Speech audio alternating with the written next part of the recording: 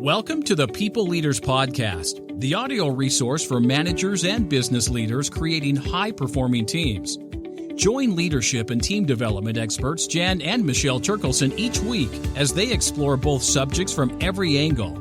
Through practical tips, valuable insights, and compelling interviews with leadership experts around the world, you'll learn how to bring out the best in your staff and how to give your best as a leader. Well, welcome everyone to the People Leaders Podcast. Michelle and myself have been working diligently to bring you some interesting guests. So it's not Michelle and I always talking. And when we consider the guests that we have on the podcast, we really think about their contribution to you as a leader and to have some really practical tools. And the guest that I have on today's session is someone who has some incredibly practical tools and such a wealth of knowledge in the space of talent development. And we have Dr. Beverly Kaye, and who's recognised internationally as one of the most knowledgeable and also practical professionals in the area of like career development, employee engagement and retention. And as we know right now, we have such a mobile workplace. It is more and more challenging to actually retain good talent. So we need to be listening into this podcast. Beverly in 2018, she received the Lifetime Achievement Award from the Association for Talent Development and the Thought Leader Award from the Association of Learning Providers.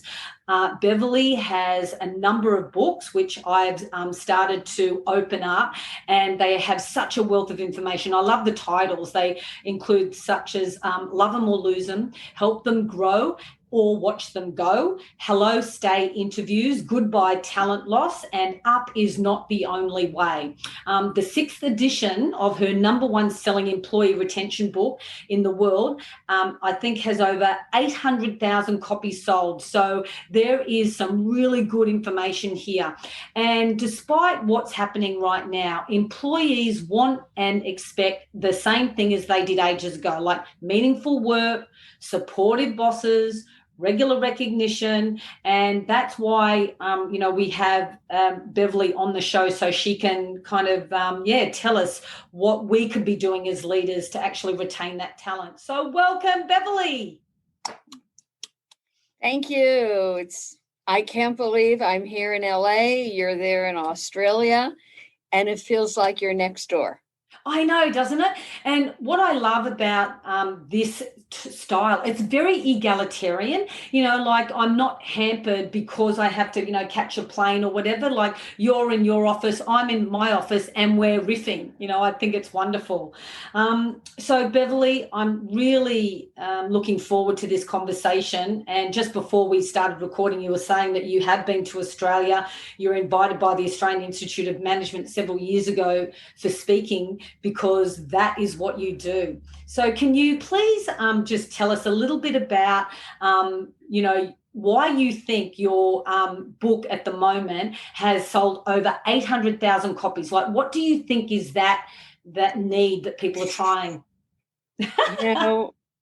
I think it's basic advice that, we kind of all know, but forget to do.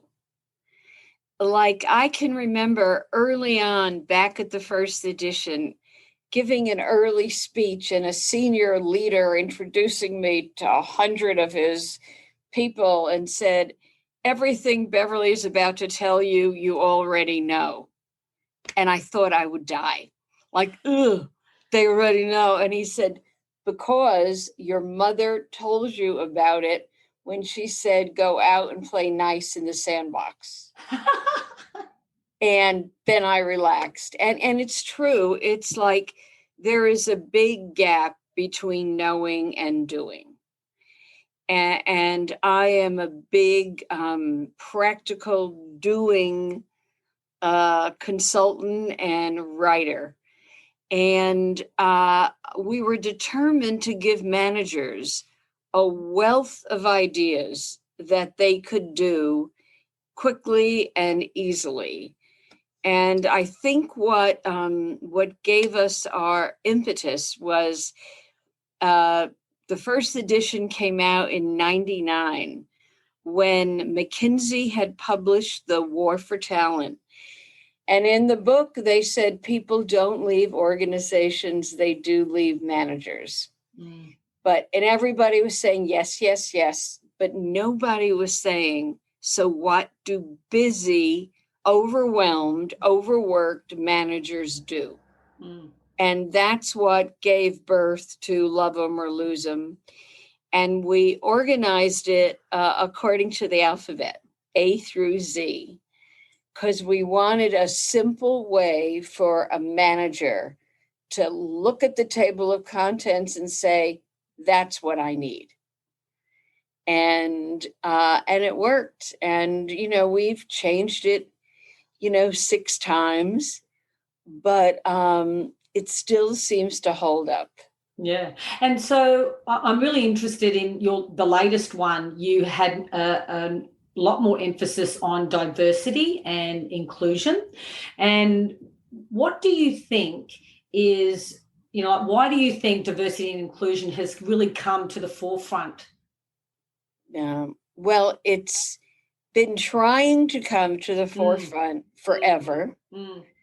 And maybe some of the recent happenings in the world have brought it into focus.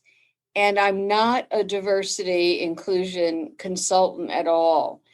But, when we looked at the 26 areas in the book and we went to our diversity colleagues and thought leaders, and we actually said, which 5 or 6 are most supportive of inclusion? And we thought, wow, we'll get a whole new theory out of this. They'll pick the same ones. No one picked the same ones.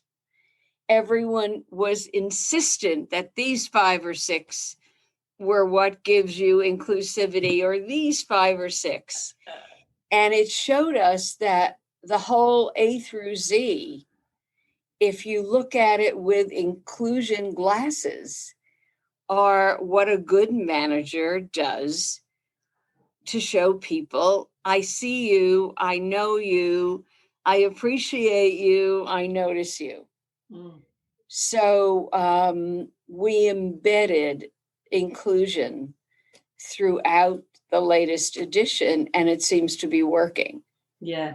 And it's really interesting, I find, with diversity and inclusion, is that people go, well, I just don't know, what I can do, or I don't have, like you said, the time or the money. However, something like this, having a book, and even as a team, opening up the book and go, so if we were to do one thing that would allow us to be more inclusive or to have that lens on building a more effective team, which one of these things could we be having? So managers don't always have to have the ideas. They can really start including the teams in coming up with the solutions. Right. And that is so here's an idea for any of your listeners out there.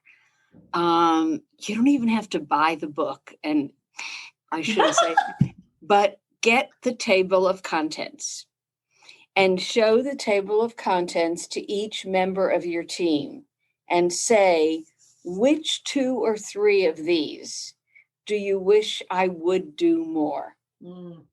Mm-hmm. Like C is for careers. Do you want more career discussion? Are you, mixed up around your next career step? Another one, the I is for information. Do you feel you're lacking, information and wish I would give you more?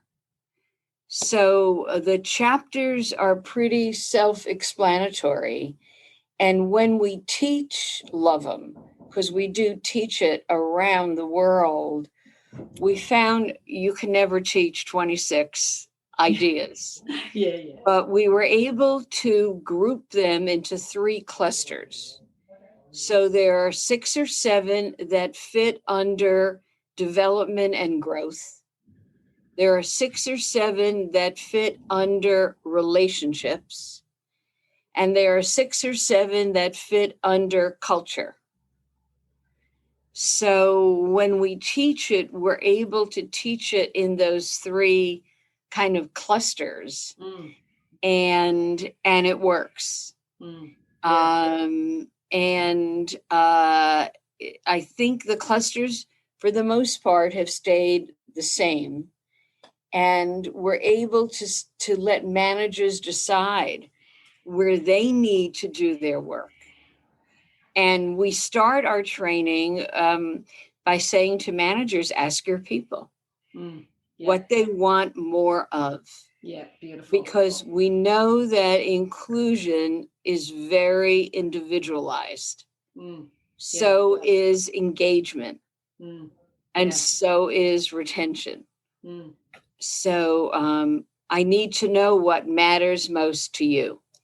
Yeah, that's right. And that's why I like the idea, like we often talk about the importance of having one-on-one conversations with your people, like whenever we run leadership programs, if they can, the takeaway is, are you having those meaningful conversations with your people? And if you can have a focused conversation like the one that you just mentioned, then you really are, instead of saying, I'd like to get feedback, you're actually focusing on a particular, out of these, which one would it be? Because the mind can go anywhere. It's like when someone says, like, how did I go? It's not really specific, but the more specific you can ask a question, the more the brain can then give it, what you ask, what you ask for. And the more you listen to the answer and ask the next question, instead of moving to the next one, the deeper you go, the more you'll learn. And I know your practice is heavily around new leaders. And for a new leader, it's like, where do I start?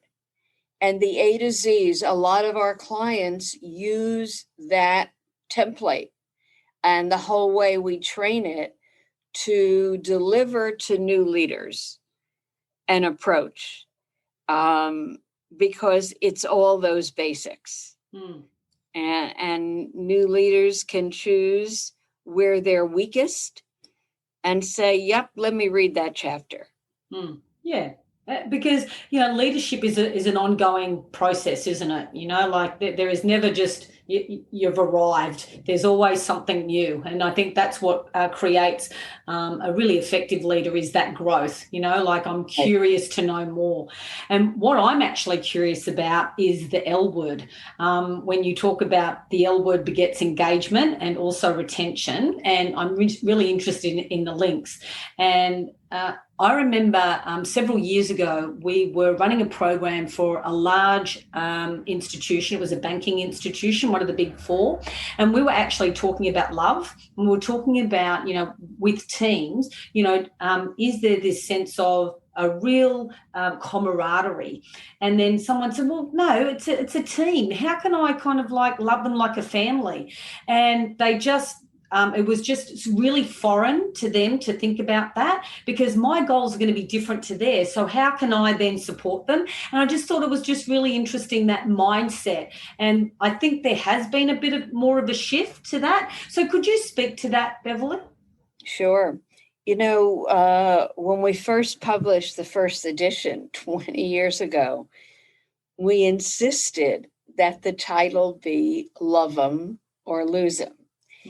And 20 years ago, I remember our publisher was concerned, and he said, well, what manly man will walk into a bookstore and buy a book with love in the cover? And we stuck with that word because there was no other word that said so many different things. It says, notice them, respect them, say hello to them, ask them how they're, said all those things. And the back of the book says, admit it, you love them, even if you don't use that word. They are your team, your employees, who make or break your success as a leader, as a manager. So we stuck with it. And now 20 years later, I'm finding love is an accepted word in the corporate environment. And, a lot of CEOs use the word love. And, good for them. Oh, absolutely. So, and I'm really interested in the relationship between engagement and retention, especially when we're thinking about love, Right. And I think it's, it's, I want to say it's so basic and yet so many don't know how to talk about it, don't know how to ask about it. But it's like, when I get up in the morning, do I look forward to my work? Do I look forward to seeing the colleagues that I like working with? Even if I'm working remote, those colleagues are there, and if I don't, and I was reading something recently about if you don't love what you do, it will hurt you physically. I mean, you can get ill. And I've seen it from going to work every day in work that doesn't hold you, work that doesn't matter to you. So it has everything to do with purpose. That's a big word now in HR, and everything to do with passion, and everything to do with I'll go the extra mile, for you and for the work that I love. Yeah, and I think that's why leaders have a really important place to sometimes show the link between what people are actually doing, the work that they're doing, and then the impact that they're having on their clients, on the other areas of the business, because you may not be able to work in your passion, that could be a side hobby, but I think there is an important understanding around the the impact that I could be having, and my thought process around that, like the way in which I reframe what I'm doing can absolutely have that impact on your mental, physical, emotional, like well-being. And I think as managers, when we can articulate that, that's very powerful. Absolutely. Absolutely. And I'm not sure we all think about that. For new leaders, do you know how connected health is? I have a talk to give next week to healthcare. And I was reading up to have some great statistics to sprinkle in. And one statistic said that our mental health, hurts us more, endangers us more than our physical health. And, our mental health has everything to do with, do I feel loved at home and loved at work? And do I love what I do?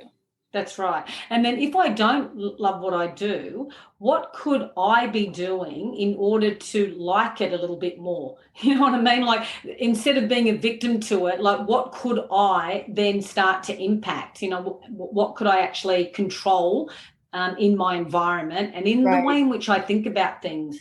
So Beverly, I'm really interested in, so what are maybe 3 ways that a leader can show their employees or their team members that they care? Now, and thinking about some of the leaders that we have, that we deal with, they're very, like high engineering, very logical, very, that thinking process. What do you think, 3 of the ways that they could actually demonstrate that they care? Maybe the easiest question is, how are you doing? and waiting for the answer, not hi, how you doing, but since my other specialty is career, I think it's noticing when someone's eyes light up around what they're doing and asking a question or two to confirm it. Or when their eyes dim, when they, oh, here we go again with the humma report, and inquiring. In the book somewhere is this little 3-step process that says you've got to recognize, you've got to verbalize, and you've got to mobilize. So recognize, I noticed that Jan is smiling when I talked about X, and I could just note that.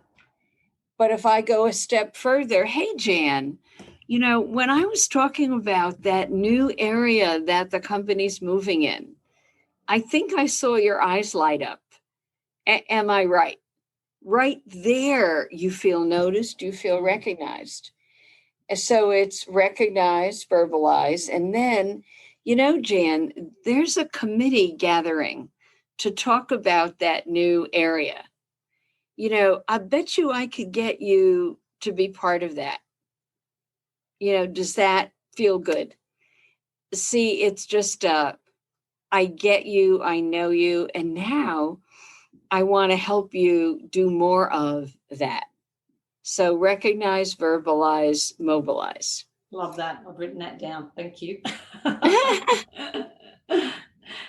So what's another way do you think a leader could show that they care? And maybe, is there a way that you could do it in a team environment? So instead of like the one-on-one, is there a way that you could do that when the team comes together?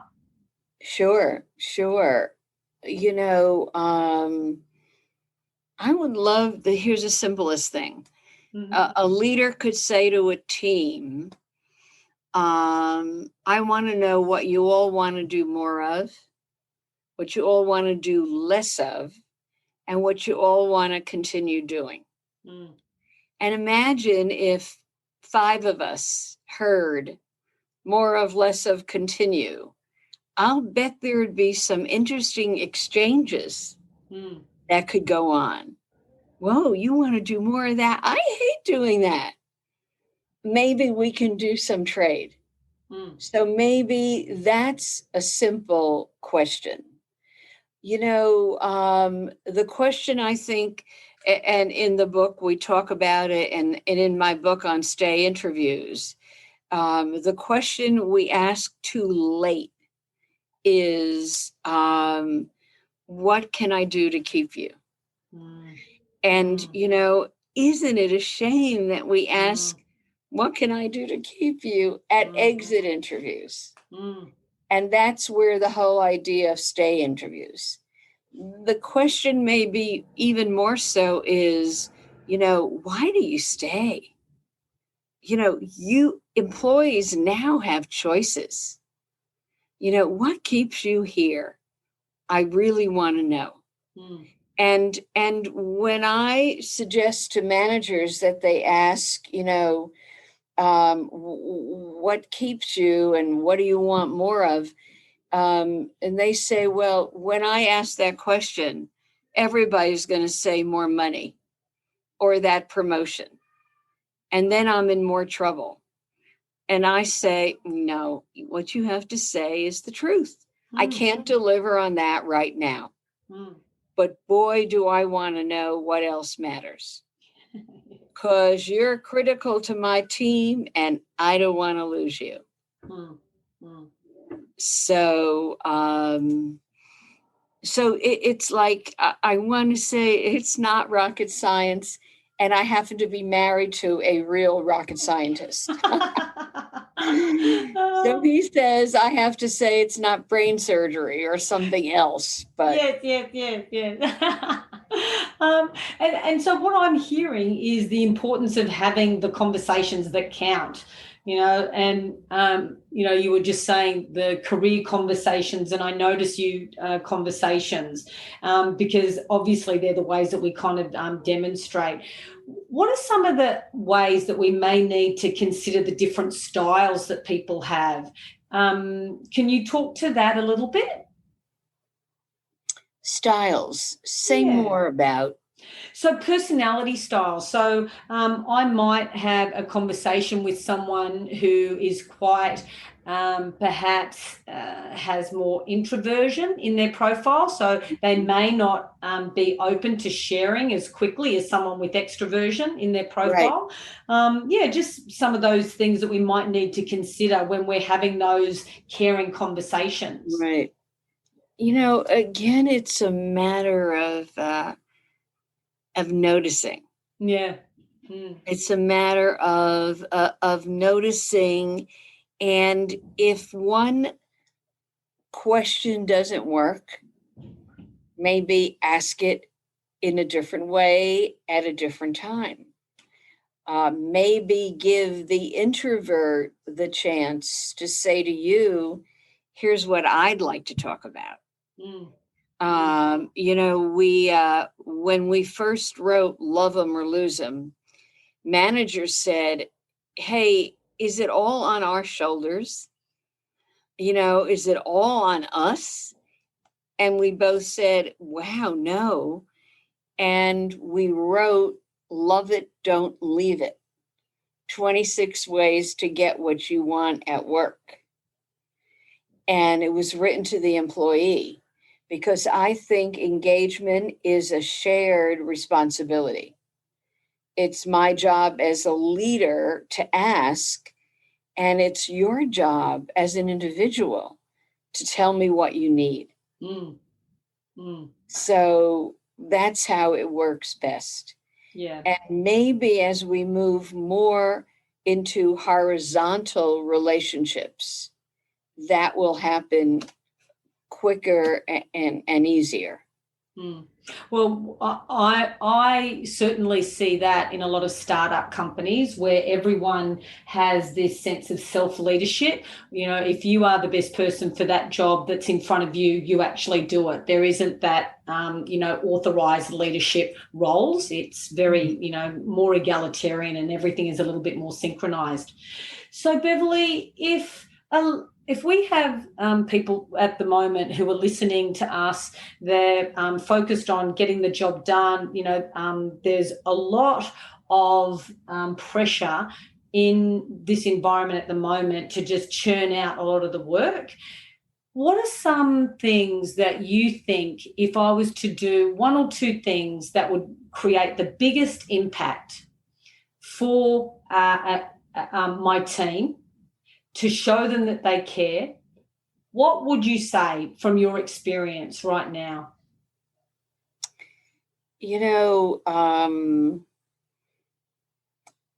I would, say to them, I'm going to have I want to have a stay conversation with each of you. Nice. And so many, when we train this, managers say, if I said that, my employee would say, well, what book did you just read? Or what seminar did you just go to? And you could say, I did go to a seminar. Yes. I did read a book. Yes. And this is not easy for me, but I want to improve. It's through my team that I get my work done. And if I could understand my team and their needs better, I think it works for all of us. So I'd say don't give up. Try it a number of ways. And if you do get the book, I think the table of contents idea is a phenomenal way to do it. Then you only have to read those 2 chapters. Yeah. We all love shortcuts, don't we, Beverly? And I really like that idea about giving people the context. So why this and why now? Yeah, I did see it. I did attend a course because you are important and my leadership is important as well. So giving people that context of, why now and why this. So thank you so much, Beverly. Is there anything that you can share with us? So if people, besides, getting your books or whatever, to make contact with you, how would we do that? Well, I've got a website that's just now, bevkaye.com. I had a big business and sold it a few years ago. And so I am happily now a solopreneur. Nice. Yeah, much easier than carrying an organization on your shoulders. So absolutely. I'd say come visit the website, send me an email and I'll get back to you.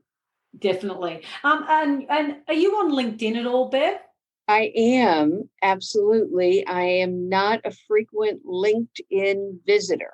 Okay. All right. But I do have a team who helps me keep up with it. Wonderful. Okay, well, I'll definitely reach out to you there. The takeaways for me, I love that idea of the recognize, verbalize, and mobilize. I think a framework is so important to people, even just to have that on your desk for a week or two to go, this is what my focus is as a leader in the next couple of weeks, and make sure that they start to become aware that they do extrovert that, and then they do something about it. So thank you so much, Bev. Got some great takeaways. And I love that question, like, what can I do to keep you, or what can I do to, keep you, here and have the work that is going to contribute to all of us. So thank you so much, Bev. Really appreciated our conversation. You are welcome. A pleasure. Good luck to you. Thank you. You've been listening to the People Leaders Podcast with Michelle and Jan Turkelson. For show notes and other free resources, please visit us at peopleleaderspodcast.com. Do you know someone else who could benefit from cutting-edge leadership and management techniques? Please take a moment to share this and other episodes via your podcast app, email, or social media channels. Each share helps us fulfill our goals of reducing workplace stress and increasing job satisfaction for leaders, managers, and their teams worldwide. The People Leaders Podcast is brought to you by the Experts On Air Podcast Network.